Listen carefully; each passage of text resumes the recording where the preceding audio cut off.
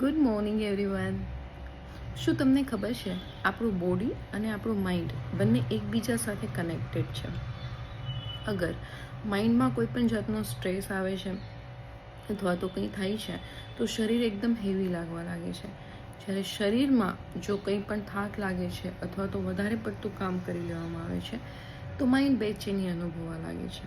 એનો મતલબ એવો થયો કે બંને એકબીજા સાથે કનેક્ટેડ છે.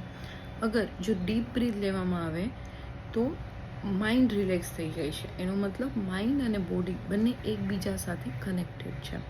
હવે ક્યાંક ને ક્યાંક આ કનેક્શન તૂટવાથી આપણે કોઈ એક રોગનો શિકાર બનીએ છીએ.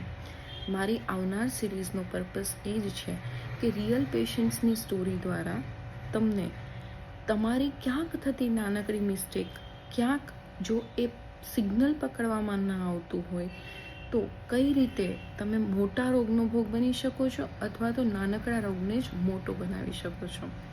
Stay tune with me for more updates, for more interesting stories coming soon. C you soon.